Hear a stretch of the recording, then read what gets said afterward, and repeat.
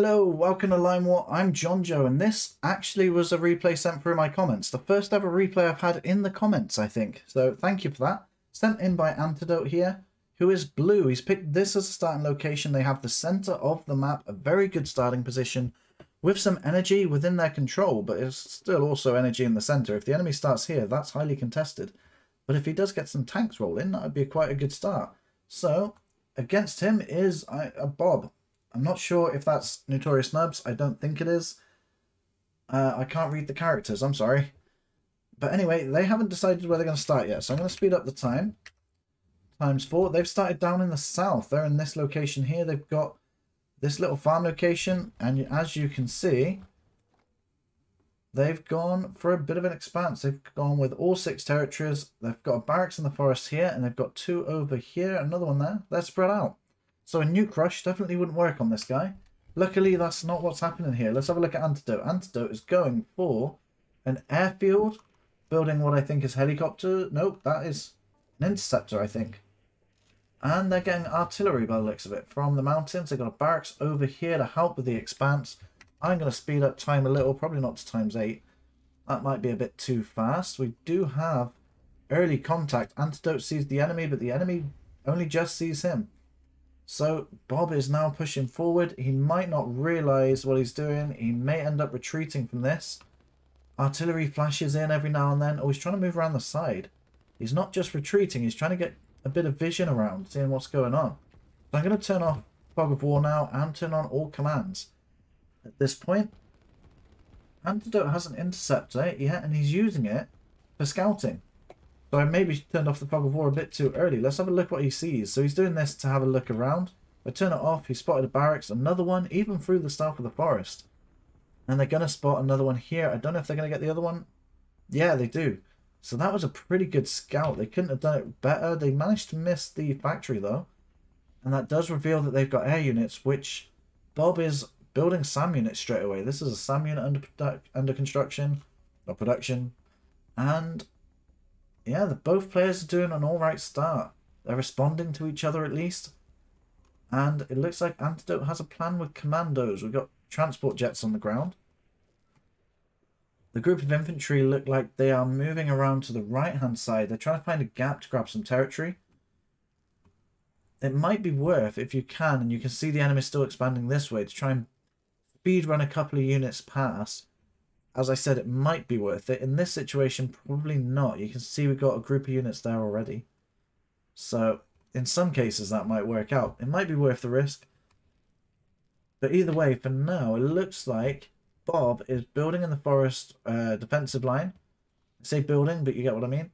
Setting up a defensive line in the forest with infantry right on the edge. That is a good position for them. So if infantry try and rush in, they're probably not going to get the boost that they want from that forest. We got artillery in the mountains. Now, the artillery could have been pushed back a little, probably against this line here, because as units come over the mountains, they become slower, meaning the artillery get a much longer time to shoot them, basically making them cause more damage, making them stronger. So that's the way I look at them. Although they do still get a defense buff in the mountains, which is definitely a good thing. Just adding that extra distance gives you a bit of an attack damage increase as well, even if it's not directly stated.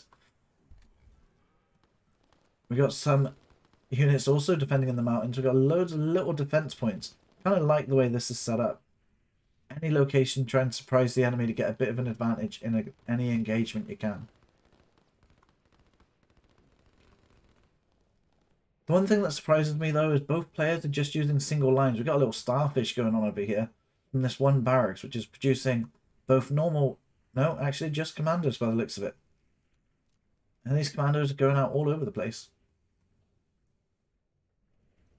So I think Antidote is actually going to be able to take over a lot of this land quite quickly with those commandos being spread out from one barracks. So we'll have a quick look at the economy, because it looks like Bob already controls most of this land. We'll have a quick look. We're going to have some engagements going on soon, so we may as well look now. We've got 600 from Antidote, 624. But Bob is on 1,000. They're nearly, well, almost doubling the economy of Antidote. So Antidote's really far behind in this. I think part of that is because Antidote focused a lot on this front line, still trying to expand around, maybe focusing a bit on defense and making sure the enemy can't get in. Another part of it was that Bob went with a lot of barracks at the beginning and infantry take over territory really fast. We do have commandos dropping in at the side here, which Bob is going to be able to see. But will he notice it on screen? We do have a group of infantry rushing in, and they might be pulling back a little. He's going to build up some numbers before he rushes in, and going in at the side here might actually be quite effective. But this defensive line's getting taken out. This one is too. They're using artillery only, saving the infantry, which is probably the perfect way to deal with these units, making them absolutely useless in this sense, and he's pushing the artillery forward. I would say you need these infantry on the front here to try and meet block for the artillery, but he's using one artillery there which sort of strayed forward. I'd say at this point, seeing a lot of infantry, you don't want to be using the infantry artillery. You don't want to be using the infantry in these small defensive lines, because it means that they've lost a bit of health, meaning they need to recover, and the artillery are going to outrange them anyway and they can't move in. Let's have a quick look at what these commandos are doing over here. So yeah, Bob did spot this location. It looks like they took the territory as well, but Bob is sending about 9 to 10 units that way. But the commandos have already left. They're checking for energy, and if there's nothing there, they're going to take out some industry there. But I don't think Bob is going to go with any air units at all. Or oh, they got some navy units, so they are going to need navy soon, energy soon. And Antidote is going for the economy, taking out a town and the industry over there. They're going to be successful in that location. And they're bringing in artillery from both sides here, taking out any infantry in the area. Some SAM units have been placed in defence here. I wouldn't have put them there. Maybe on the post here because of the commando dropping, which is dropping in on a town here, which is undefended as well. So Antidote is getting a few good snipes over here. He does get these two before the enemy get to him, and is again on the run. And we got some more coming in this way as well. Another thing you can do with commandos, on a blue line, make them on haste. Because unless you've got a massive force of them, you're probably not going to be able to take on the enemy anyway. So getting that extra speed boost to go around their base, do some damage and get some scouting going on is probably the best scenario. But on the other hand, Bob has 1,500 capital saved up. Antidote, on the other hand, is keeping a balanced economy. They've got enough to do what they want with, and they're not storing too much. They're caught up a little bit. They're on an 800 economy compared to Bob's 1,000, so they're not actually that far behind anymore. And they have conquered the majority of this map so far. And they're also going into the navy now, and they're using that to transport boats across onto this side of the water as well. But they're going to run straight into some submarines, and I think this boat's going to go down. No. Bob does... Oh, it does go down. There you go. That one submarine turned back around and said, no, I'm not having this. You are not going to make it to shore there. Over on this side, we've finally got some commandos just sneaking through the side without the use of air units. And we do have a good build-up of commandos here, which can be used on these 3 transport jets to pretty much be dropped anywhere. We've got a rocket from Bob, which isn't a bad shout considering his economy. But he is going to need some... I was going to say he needs some energy, but he's got enough energy. And he's got some navy units capturing some territory for him, which will increase the economy. So in this scenario, I'm not really sure how Bob isn't winning this battle right now. The front line seems to be definitely controlled by Antidote. I think that's mostly because of Antidote's harassment tactics. He's got these jets coming into the side over here. Going to drop some extra commandos off. And it looks like the commandos all joined forces in the corner of the island down here. And they're going to be capturing some territory. So I think Antidote has a plan down there. And it's going to try and bring them up with maybe some structures being placed there. A little proxy base. Bob's economy is still increasing. And Antidote is still behind by about 100 or 200.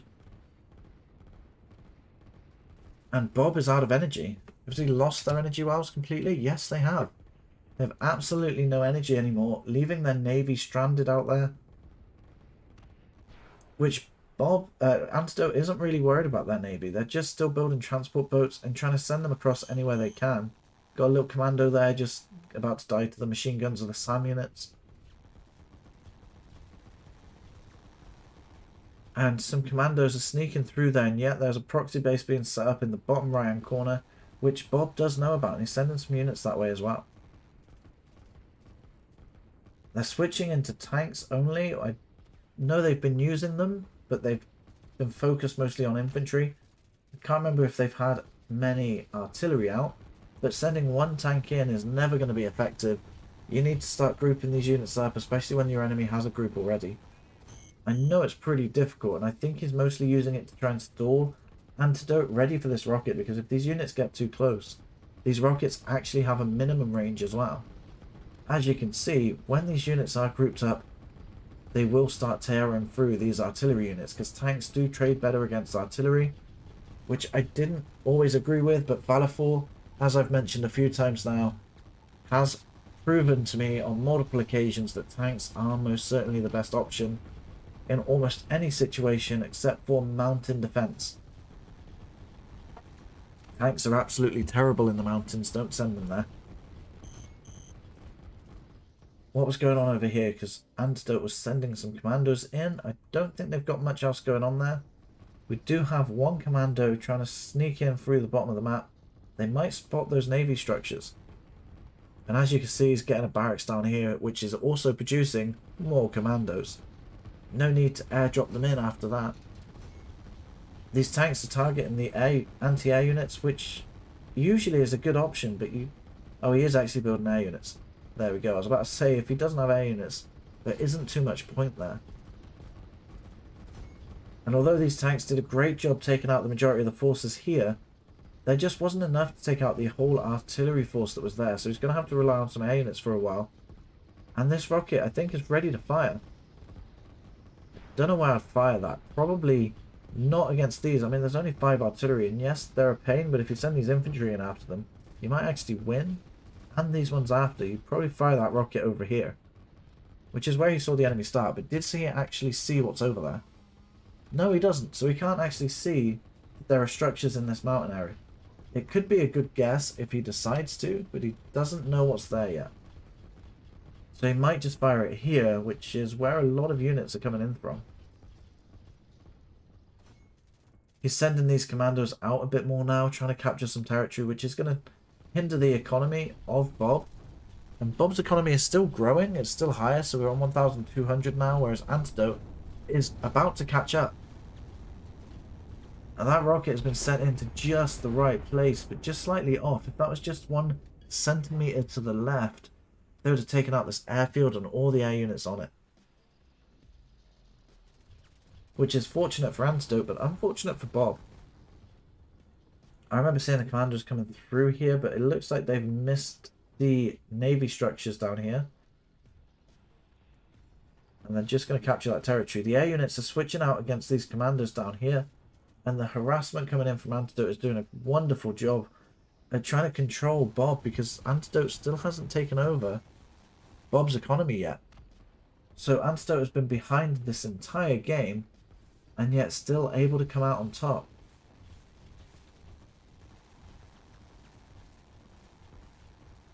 But yet you could still bring these units in and send it that way a little bit more. You don't need as much defense on it. I know he needs it for the... just in case commandos drop in on top of it. Especially now that Antidote knows where it is. He's going to send air units instead. And there's no anti-air here to protect against it.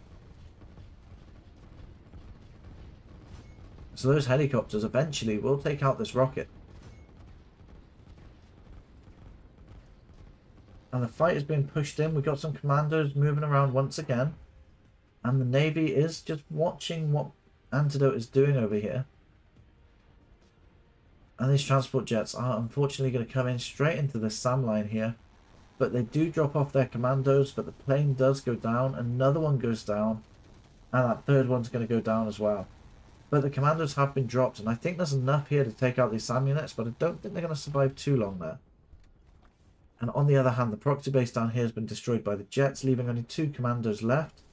So Bob has cleared out the issues over there, and the air units are going to help defend in this location as well. However, they really need to try and fix this front line as well. They have enough eco. They could try and build some more factories here to take out the artillery, or even have more air units. And I probably would be using strikers instead of these bombers, because the bombers are good against structures. And yes, they can be good against infantry, but I always find that infantry units, just generally, the strikers are usually better at taking them out, whereas the bombers just generally do a large amount of damage over a large area. Because I don't think they focus on a single target. They just bomb anything and everything that comes into range.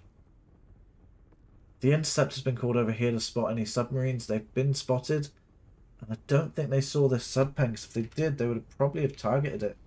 No, they couldn't. The staff of the subpen was enough. But the submarines have come over here and they've managed to take out the units. There's a cruiser there, but Antidote can't see it, I don't think.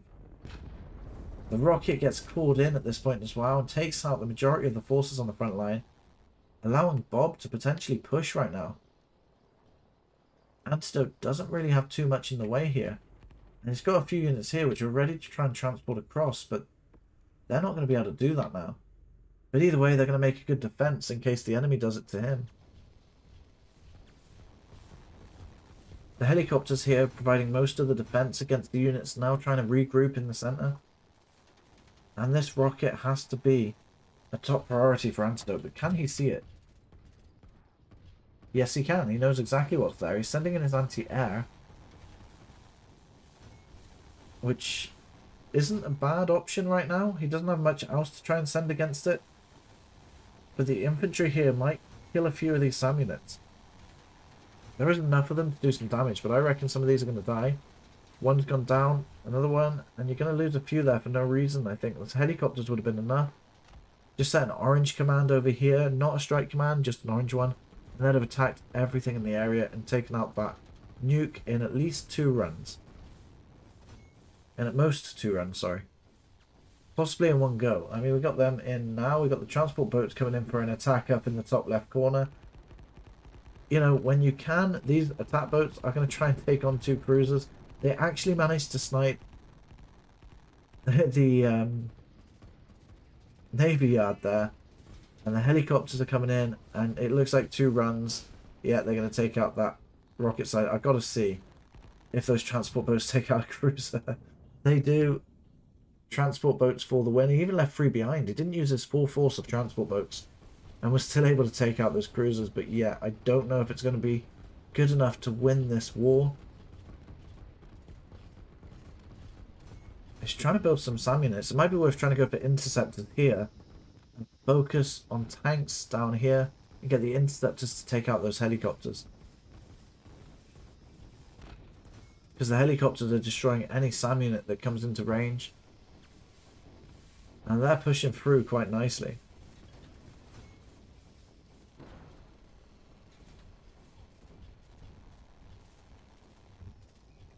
Just checking what speed I was on just to make sure. These transport boats are still trying to take on some units. They're actually not bad at taking on units by the looks of it.